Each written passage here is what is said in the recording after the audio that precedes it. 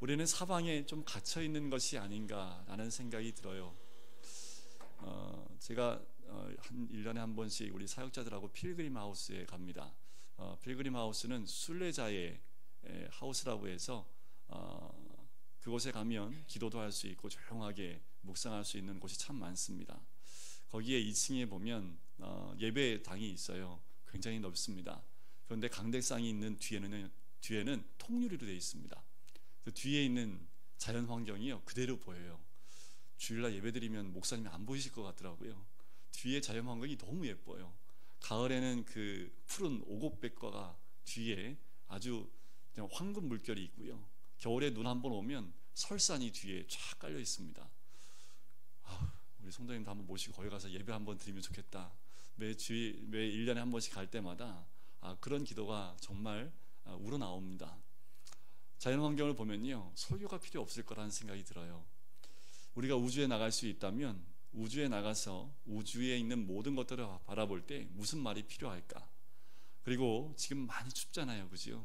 이 추운 날씨 가운데에도 하나님이 또 아름다운 환경들을 허락하신 것, 이 사계절이 있는 우리나라에서만 느낄 수 있는 놀라운 자연 환경이 있습니다.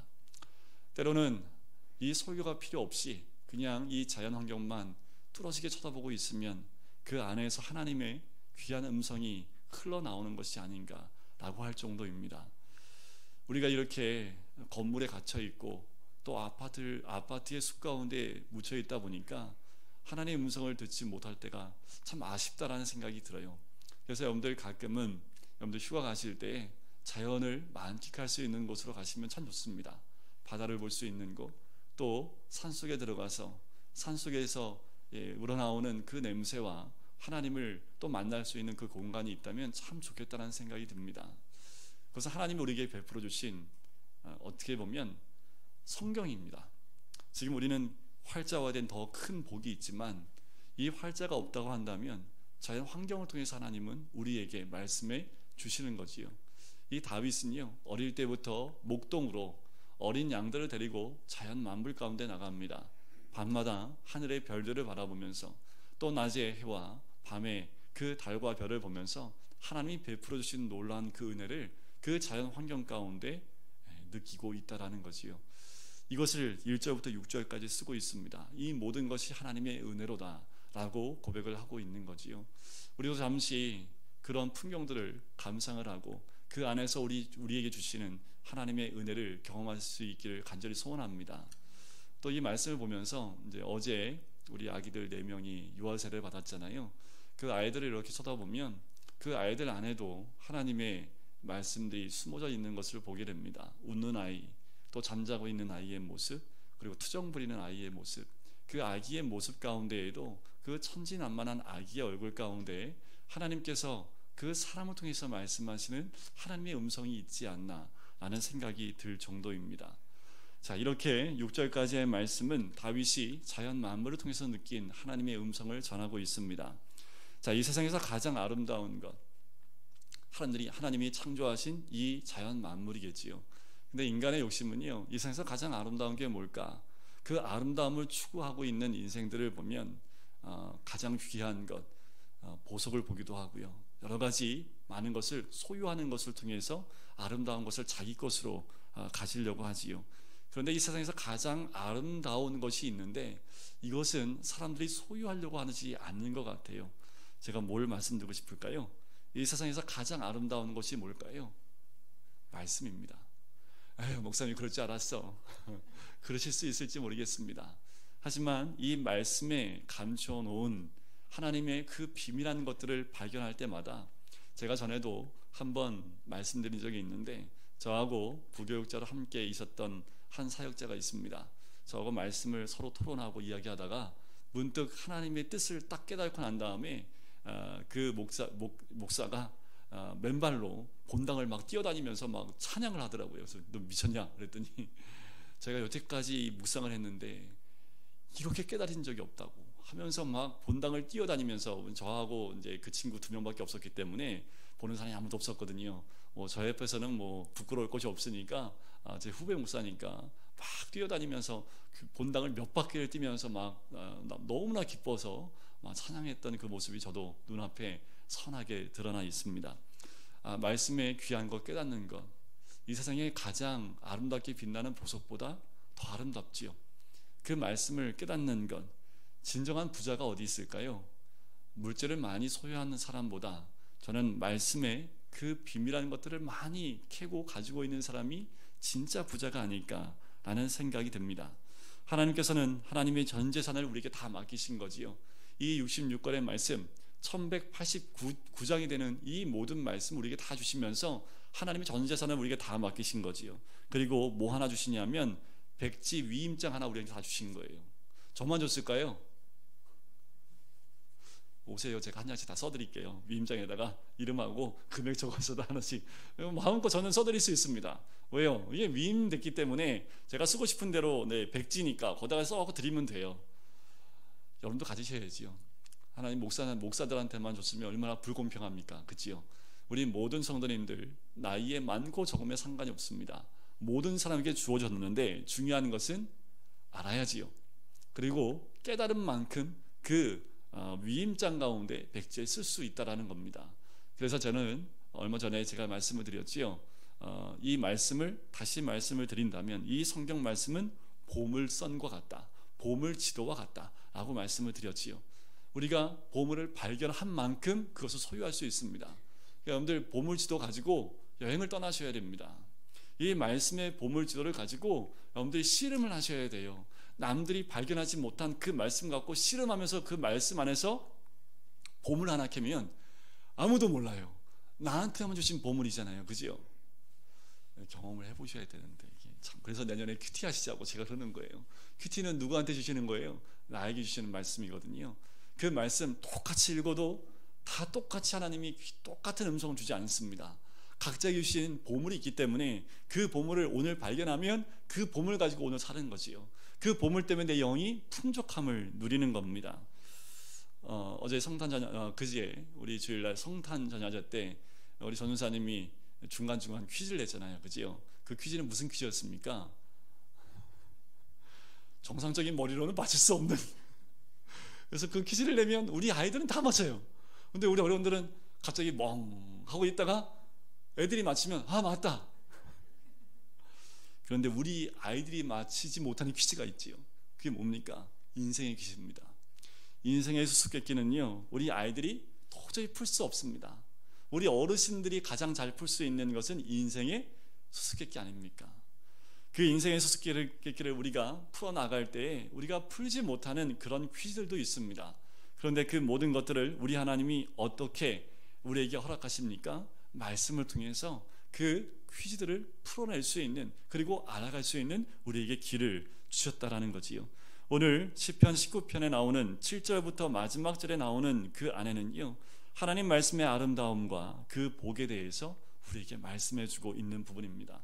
우리 모든 성도님들이 이 아름다움과 복을 느끼고 다 가져가셨으면 좋겠습니다. 저도 목사이지만 아직 이 66권의 말씀을 다 캐지 못했습니다. 그럼에도 불구하고 여러분들하고 제가 캔 말씀을, 또한 제가 깨달은 말씀을 함께 나누는 거지요. 근데 그거 아세요? 제가 말씀을, 보물을 딱 보여줘도요, 여러분들 가져가지 않으면 다 제 겁니다. 여러분들 보여줬는데 안 가져가면 다 제 거예요. 가져가시라고 줬는데 안 가져가면 다 제 거지요. 왜 안 가져가신지가 모르겠어요. 어떤 분이 가져가는 분들인지 제가 또 말씀을 드리도록 하겠습니다. 전반부에는 아름다운 자연을 통해서 하나님의 위대하심을 드러내고 있고, 그 자연 속에 숨겨져 있는 그 보물의 말씀들을 우리에게 말씀해주고 있지만, 우리에게는 이 66권의 말씀을 통해서 우리에게 그 복을, 또한 인생의 문제를 풀 수 있는 그 키들을 이 말씀으로 주고 있다는 거지요. 그런데 하나님 말씀을 알려면 한 가지 조건이 있습니다. 이 조건이 뭐냐면요, 이렇게 표현하면 어떨까 생각이 들어요. 남자의 언어와 여자의 언어가 다르답니다. 그지요? 어떤 남녀가 만나서 사랑을 하면 사랑의 언어로 하나가 된대요. 그래서 그때는 이 사랑하는 여인이 얘기하는 거를 참 잘 깨닫게 되고, 사랑하는 남자가 얘기하는 거를 그 반대편에 있는 여인이 잘 깨닫게 된답니다. 어떻게 할 때요? 사랑할 때. 여러분들 이 사랑의 편지를 받으면, 그 옛날에는 편지 쓸 때 그 암호로 썼다는 거 아시지요? 편지를 못 쓰게 하니까 성경에 있는 말씀 구절 구절을 적어가지고 그런 얘기 들어오셨잖아요, 그죠? 그 사랑하는 사람만 알 수 있는 그 암호로 적어 보내고, 그걸 받는 사람은 마음이 콩닥콩닥하고. 여러분들 이 말씀이 그와 같은 거지요. 어떻게 깨달을 수 있습니까? 하나님을 사랑하면 보인다니까요. 또 거꾸로 얘기하면 또 나는 하나님을 사랑하지 않나 봐 이러지 마시고 여러분들 하나님을 사랑하면 그 말씀을 더 깊이 보고 깨달을 수 있는 거지요. 여러분들 사랑이 우리의 눈을 열게 합니다. 하나님을 사랑하는 사람들에게 하나님 말씀은 생명이고 능력이지요. 그래서 하나님을 사랑하는 만큼 말씀을 가까이 하게 됩니다. 말씀을 읽는 순간부터 그 말씀에 숨겨져 있는 생명과 그 능력을 우리는 깨닫게 되는 거지요. 그러나 하나님을 사랑하지 않는 자에게는 도통 무슨 소리인지 알지 못하는 겁니다. 100번을 읽어도요 알 수가 없는 거지요. 100번을 읽어도 이것을 깨달을 수 없기 때문에 기쁨을 얻을 수가 없는 겁니다. 아까 말씀드린 그 목사가 너무 기뻐서 본당을 맨발로 막 뛰어다니는 그 기쁨, 근데 그때 만약에 그 교회 성도님이 봤다면 목사님이 드디어 맛이 가셨구나 그렇게 생각할 수도 있지 않겠습니까? 그지요? 근데 제가 봤던 그 목사는요 너무 아름다워 보였습니다. 그 말씀을 깨닫고 저렇게 어린아이처럼 기뻐하는, 그 30대 후반에 그렇게 기뻐하는 그 목사를 보면서 참 안타까우면서도 참 어린아이 같다라는 그 모습을 발견했듯이요, 우리가 하나님을 사랑하면 그 기쁨을 우리가 소유할 수 있는 거지요. 언제 소유할까요? 매일 깨달으셔야 됩니다. 매일 그 사랑 가운데 그 기쁨을 얻으시기를 주의 이름을 간절히 축원드립니다. 모든 사람에게는 본능적으로 이 영적 세계에 대한 갈망함이 있습니다. 모든 사람에게, 우리 사람으로 태어난 모든 사람들에게는 종교성이라는 것이 있어요. 한데 우리 하나님을 깨닫지 못하는 이유가 뭘까요? 이런 영적인 세계에 대해서 이렇게 궁금증이 많습니다. 예수를 믿지 않아도요 세상 많은 사람들은 영적인 것에 열려있기 때문에 우상들을 찾아가기도 하고 점을 치기도 하지요. 그런데 하나님을 발견하지 못하는 이유가 있습니다. 그렇게 영적인 것을 추구하는데도 발견하지 못하는 이유는 죄의 수렁이 있기 때문에 그래요. 하나님을 만날 수가 없습니다. 이 죄의 수렁이 있기 때문에 하나님 말씀으로만 연결될 수 있는 그 길인데, 하나님 말씀 자체가 없으니까 세상 사람들은 하나님을 만날 수 있는 길이 없지요. 하지만 우리는 이 하나님 말씀을 통해서 하나님과 연결되기 때문에 말씀을 통해서 하나님 뜻을 깨닫게 되는 거지요. 그 기쁨을 우리 마음속에 누릴 수 있는 겁니다. 말씀을 통해서 하나님 뜻이 우리에게 전달되게 하시고, 우리가 그것을 믿을 때 믿음으로 하나님께 건너가게 하셨다라는 거지요. 감사하게도 하나님께서는 죄에 빠진 인간을 영원히 버려두지 않으셨다라는 거예요. 다시 회복하고 구원할 계획을 세우셨고, 또 그 놀라운 구원의 계획을 우리 인간들에게 알려주셨습니다. 그 구원의 계획 안에는 하나님을 아는 지식과 능히 우리와 모든 어려움을 이길 수 있는 능력을 다 주신 줄 믿습니다.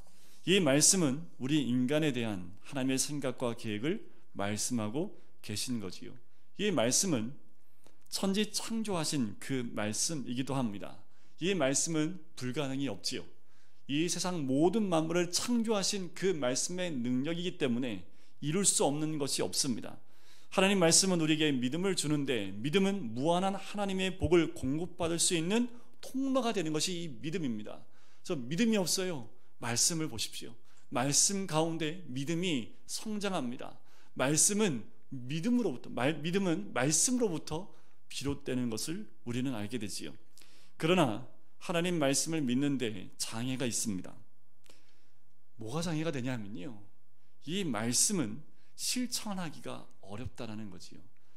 말씀이요 보면 그냥 읽는 대로 다 깨달아지면 얼마나 좋을까요? 근데 아무리 읽어도 이게 무슨 말씀인지 모르니까 말씀을 가까이 하기 어려운 분들이 많이 있다라는 거지요. 더 나아가서 말씀을 이론적으로만 공부만 해서는 소용이 없습니다. 이 말씀이, 이 진리가 반드시 실천을 해야 나의 것으로 소화가 되는 거지요. 말씀을 먹어서 소화가 돼서 내 영의 뼈와 살로 가야지 내 영이 든든해지는 것과 똑같은 원리입니다. 우리가 음식을 먹는데 저처럼 소화를 잘 못 시키면 뼈로 안 가요. 살로 잘 안 가는 거지요. 그런데 말씀도 똑같은 이치입니다. 육의 양식을 먹어서 잘 소화되고 영양분을 잘 빨아들여야지 몸이 건강한 것처럼 이 말씀도 마찬가지라는 거지요. 그렇게 말씀이 잘 소화가 되면 어떻게 나타날까요? 소화된 것이 실천으로 드러나게 되어져 있다는 거지요. 이 말씀에 순종해서 산다는 것은요, 세상 사람들이 사는 길을 거꾸로 살아가는 것이기 때문에 쉽게 이 말씀대로 따라간다는 것, 실천하는 것, 그게 결코 쉽지는 않습니다.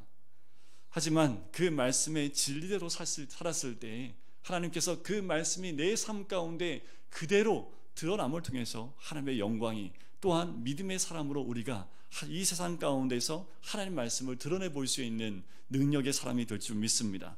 오늘 본문에는 이 하나님의 진리를 여러 가지로 표현을 하고 있습니다. 자, 그것이 7절부터 9절까지 나오는데요, 거기에 보면 이렇게 나와요. 여호와의 하나님의 진리를 여호와의 율법, 여호와의 증거, 여호와의 교훈, 여호와의 계명, 여호와를 경외하는 도, 여호와의 규례, 여러 가지 방향으로 이 6가지로 하나님의 진리의 말씀을 표현하고 있는 거지요.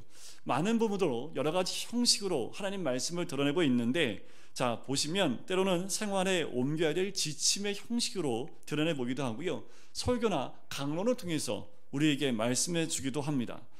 우리가 진리라는 그 진리를 배우는데 여러 가지 방식으로, 여러 가지로 우리에게 다양하게 적용시킬 수 있는 그 방법을 우리에게 여러 가지 방향으로, 여러 가지로 소개하고 있다는 거지요. 자, 7절부터 9절까지 나와 있는 6가지의 특징을 한번 설명해 보면, 첫 번째가 여호와의 율법은 6, 7절에 보면 영혼을 완전히 소송하게 한다라고 얘기를 하지요. 예를 들면 이런 겁니다. 하나님 말씀은요, 불순물이 없습니다. 아주 깨끗한 거지요. 정결한 겁니다. 불순물이 하나도 없어요. 왜요? 뭐로 쓰여졌기 때문에 그랬을까요? 성령의 영감으로 쓰여진 것이기 때문에 이 말씀은요, 불순물이 하나도 없습니다. 예를 들면 이런 거지요. 여러분들 너무 힘 없으면 뭐 하러 갑니까? 막 기운이 하나도 없어요. 그럼 병원에 가서 뭐 하나 맞아요? 영양주사 하나 맞지요. 여러분들 영양주사에도 여러 가지가 있는 거 아시지요? 좀 비싼 거는 엑기스가 있습니다. 좀 작아요. 근데 색깔이 약간 진합니다. 의사들은 주로 그런 걸 권하더라고요. 좀 비싸니까. 그런데 맞는 시간도 짧아요. 근데 이게 좀 큰 거는 오래 맞아야 되는데 이 엑기스보다는 조금 좀 덜 하다고 얘기하더라고요. 자, 이게 무엇을 의미하냐면 하나님 말씀이 정결하고 깨끗하여 강도가 높은 약과 같아서요, 이 말씀을 먹기만 하면 죄에 빠져서 죽어가는 사람들을 살려낼 수 있는 힘과 능력이 있는 것이 이 여호와의 율법이다라는 거지요. 두 번째는 여호와의 증거는 확실하여 우둔한 자로 지혜롭게 한다라는 겁니다. 자, 이 증거라고 하는 것이 무엇이냐면 우리가 어떤 것을 어떻게 분별할 것인지 깨닫게 해주는 말씀을 이 증거라는 것으로 얘기하는 겁니다. 예를 들면 이런 거예요. 여러분들 엑스레이 찍으면 뭐가 나올까요? 다 나오지요. 뭐 여러분들 엑스레이 찍으면 다 나오지요. 여러분들 그래서 공항 같은 데 가면 통과할 때 뭐가 지나가요? 뼈다귀가 지나가잖아요. 그지요? 그 몸 안에 있는 모든 고철들이 다 나오죠. 그지요? 자, 하나님의 진리가 엑스레이 광선과 같습니다. 여러분들 도망갈 사람이 단 한 명도 없습니다. 말씀의 광선이 딱 비치면 우리 안에 있는 모든 것이 어떻게 해요? 낱낱이 다 드러납니다. 하나님 말씀은 좌우의 날선 검과 같아서 영과 혼과 관절과 골수를 찔러 쪼개기까지 한다라고 하지요. 그렇게 하나님 말씀에는 이 엑스레이처럼 강한 힘이 있고 능이 있습니다. 성경이 선포될 때 사람들은 하나님을 두려워하게 됩니다. 능력의 말씀 가운데. 왜요? 여기서 우둔한 자라는 게 뭐냐면 죄에 빠졌으면서도 어떻게 할 줄 몰라서 우물쭈물하고 있는 사람을 이 우둔한 자, 분명히 그 악에서 죄에서 벗어나야 됨을 알면서도 거기서 이렇게 우물쭈물하고 있는 자를 여기선 우둔한 자라고 이야기하는 겁니다. 여러분들 말씀의 빛이 내 안에 들어올 때요, 우물쭈물하지 마세요. 내려놓고 포기할 거 빨리 포기하셔야 됩니다. 그러면 어떻게 해요? 여호와의 증거는 확실하여 우둔한 자로 지혜롭게 한다라는 거지요. 우물쭈물하지 않고 어떻게 한다고요? 다시 하나님의 삶으로, 하나님의 사람으로, 하나님이 원하시는 그 방향으로 터나요 옮기는 능력이 있는 그 말씀이라는 겁니다. 세 번째는 여호와의 도는 정직하여 마음을 기쁘게 한다라는 겁니다. 그런데 어떤 말을 들으면 기쁘세요? 좋은 말 하면 기쁘지요. 그지요? 사랑한다고 얘기하면 기쁘지요. 그래 좀 이렇게 안 좋은 말 하면 기쁠 수가 없는 거 아닙니까? 그지요? 자, 그런데 어떤 게 진짜 기쁨이냐면 예를 들면 이런 거예요. 아파서 병원에 갔는데 진통제만 줘요. 진통제 주면 아파요, 안 아파요? 안 아프지요. 근데 시간 지나면 아파요, 안 아파요? 아프지요. 진짜 기쁜 거 어떻게 해요? 정말 아픈 부위를 째서라도 그 아픈 부위를 깨끗하게 해서 완치를 시켜야 되는 거지요. 그런데 그걸 째고 아픈 부위를 제거할 때 아파요, 안 아파요? 아프지요. 하지만 그 부분을 완전히 제거하고 나면 완치된 기쁨이 있지요. 그것을 그냥 묻어놓고 통증만 사라지게 하는 진통제를 준다고 우리는 기뻐할 수 없는 겁니다. 이 말씀이 그와 같다라는 거지요. 수술 후에 완치되는 그 기쁨, 그것이 여호와의 말씀을 통해서 우리에게 지워지는 마음을 기쁘게 하는 그 기쁨이라는 거지요. 네 번째는 여호와의 계명은 순결하여 눈을 밝게 합니다. 여기서 여호와의 계명이라고 하는 것은 죄에 대한 경고의 말씀을 말합니다. 사탄은 죄를 미화시키고 죄에 대한 분별력을 약하게 만들어요. 겉으로 보기에 먹음직해요, 보함직해요, 지혜롭게 할 만큼 탐스러워요. 그럼 어떻게 하면 돼요? 우리는 그냥 먹어버리지요. 그런데 이 여호와의 계명을 가지고 있으면요, 그것이 분별이 됩니다. 근데 이 말씀이 혼돈스러우면 하와가 왜 넘어졌을까요? 말씀을, 이 하나님의 계명을 정확하게 몰랐기 때문에 죽을까 하노라, 정말 죽어 라고 말했지만 하와가 어떻게 해요? 죽을지도 모른대, 그러니까 안 죽어 라는 말에 넘어가게 된 거지요. 여호와의 계명을 순결하여 눈을 밝게 하는데 그 계명이 내 안에 진짜 없기 때문에 분별력을 상실하게 되는 겁니다. 하나님 말씀은 미끼의 실체를 보게 하는 거지요. 말씀이 정확했다면 어떠한 사단이 나에게 다가오더라도 그것을 차단할 수 있는 힘이 있어요. 왜요? 눈이 밝아집니다. 무엇이 진짜인지 분별할 수 있습니다. 이 세상에 많은 지식들이 있습니다. 많은 진리들이라고 말하는 것들이 있습니다. 그런데 그것을 어떻게 분별합니까? 너무나 혼돈스럽지요. 하나님 말씀의 계명이 있을 때 분별하게, 분명하게 그것이 하나님이 원하시는 것인지 아닌지, 사단이 주는 미끼인지 아닌지를 분별할 수 있다라는 겁니다. 그래서 지혜로운 자는 죄를 멀리하는 사람이지요. 그리고 자기에게 주어진 것으로 만족하고 감사하는 사람입니다. 이 마음의 탐심과 욕심이 있을 때 우리에게 분별할 수 있는 분별력이 사라집니다. 그러면 우둔해지고 지혜가 사라지게 되는 거지요. 나에게 있는 것 감사하고 나에게 주어진 것에 늘 감사함으로 하나님께 만족함으로 나가게 되면 그 지혜에서 넘어지지 않게 된다는 겁니다. 다섯 번째는 여호와를 경외하는 도는 정결하여 영원까지 이른다라는 거지요. 하나님께서는 신실하셔서 말씀을 붙들고 따라오는 자를 절대로 버리지 않으신다. 사실 사람의 눈으로 보기에는 하나님의 말씀을 따라가는 자는 연약해 보입니다. 힘도 없는 것 같고요. 세상에서 맨날 패배자처럼 보이고 뭐 없는 것처럼 보이고 그래서 좀 어려움을 당하는 그 텃세를 많이 당하게 되는 것이 우리 하나님 말씀을 따라가는 자의 삶입니다. 왜 그럴까요? 맨날 여기 가렸네. 맨날 비우라고 그러니까, 그지요? 맨날 비우라고, 욕심 비우라고 하고 나 자신을 다 비우고 뭐로 채우라고요? 예수로 채우라니까. 예수로 채우면 손에 져요, 놔요? 높이 올라가요, 낮아져요? 그러니까 맨날 다른 사람들은 자기 유익을 따라가는데 우리는 그 유익을 따라가라고 다 주고 나는 다 비우고 있으니까요. 세상 사람들 봤을 때는 우리가 어떤 사람이에요? 바보 같지요. 그러나 하나님을 두려워하는 자들은 눈으로 볼 수 있기 때문에 그 어떤 어려움 가운데 넘어지지 않는다라는 겁니다. 왜요? 욕심 따라가다 보면 백발백중 낭떠러지 떨어집니다. 욕심을 탐하다 보면 결국 그 끝에는요, 죄 가운데 넘어지는 환경이 올 수밖에 없다라는 거지요.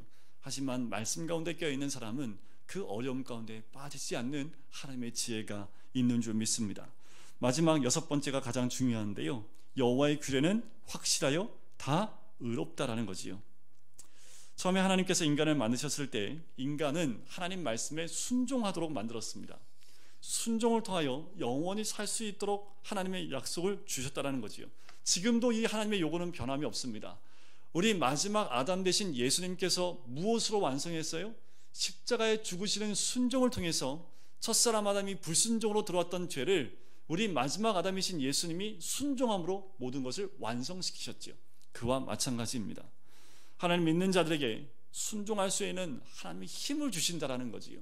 예수를 믿는 사람에게는 동일하게 하나님을 믿는 그 믿음 가운데 순종할 수 있는 힘을 주십니다.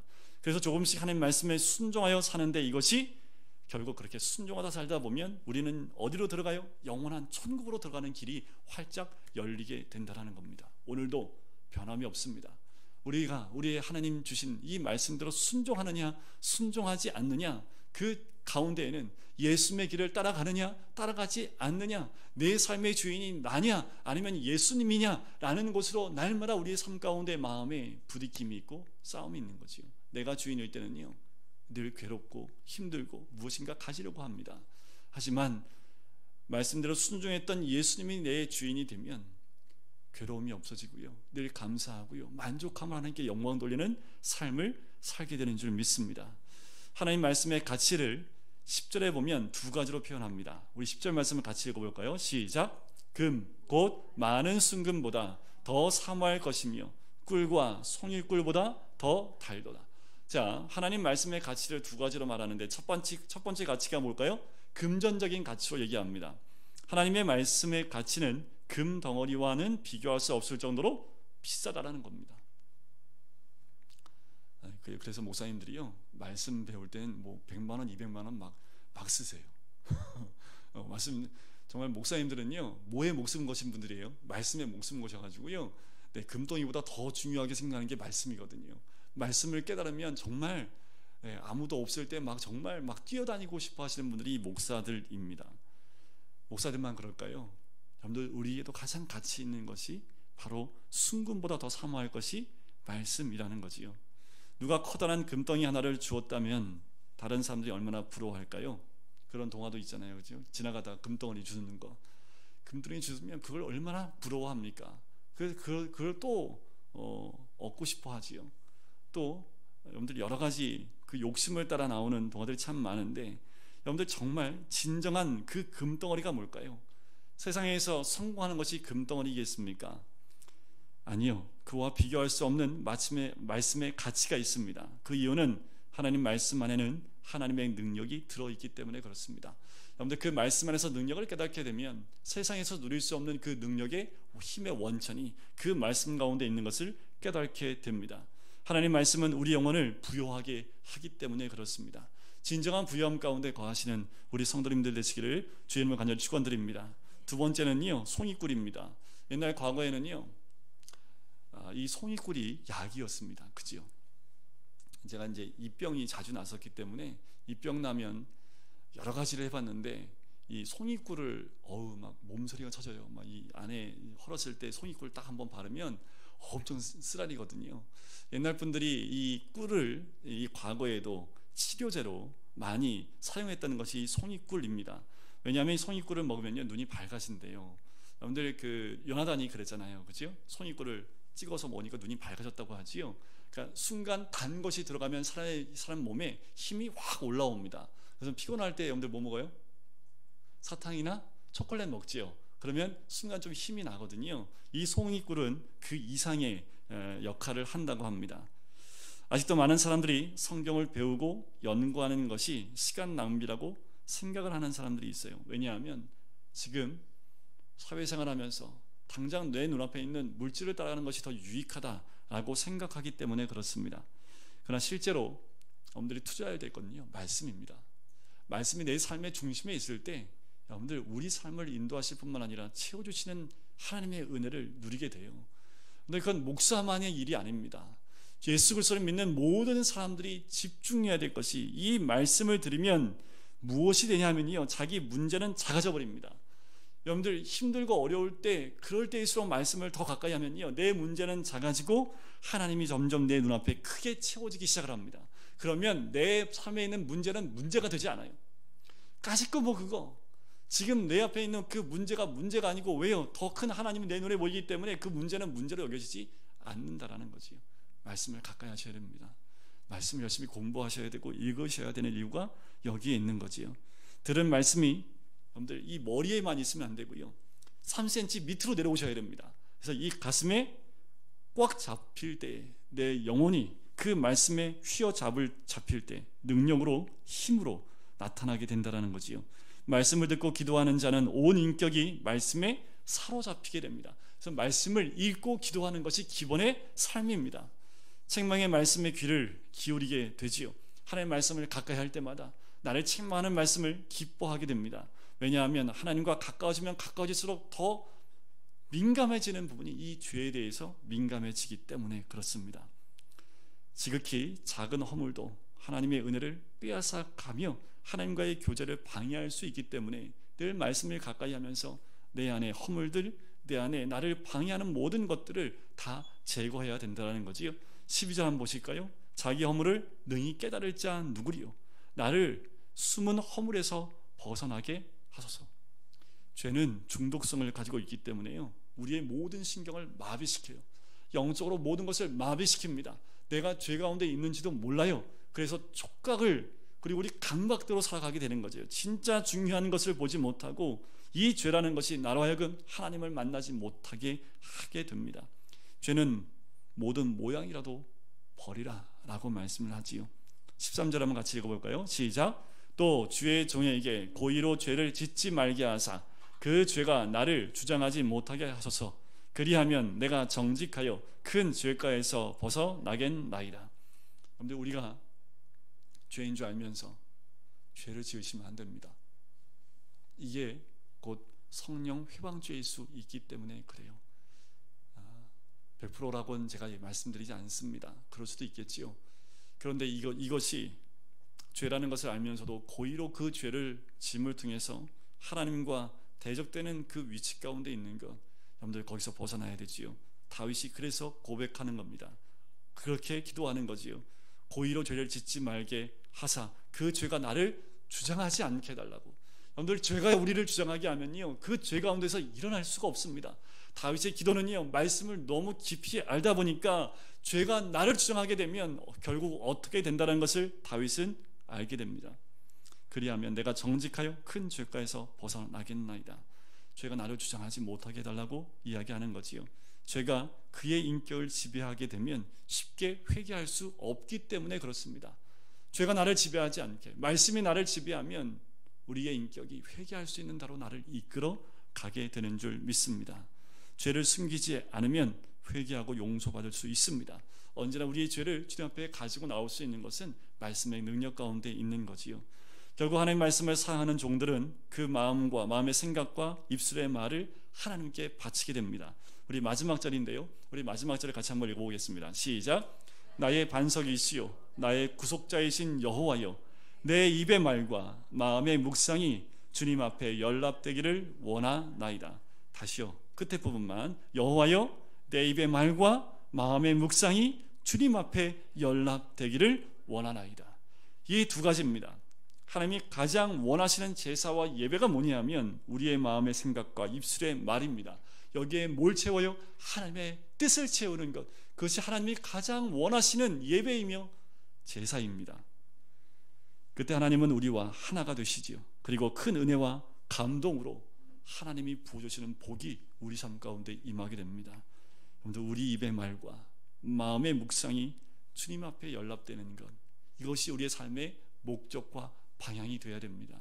우리의 입술을 통해서, 우리의 마음의 묵상을 통해서 늘 주님의 뜻을 바라보시고 하나님의 뜻을 이뤄나가는 우리 모든 성도님 되시기를.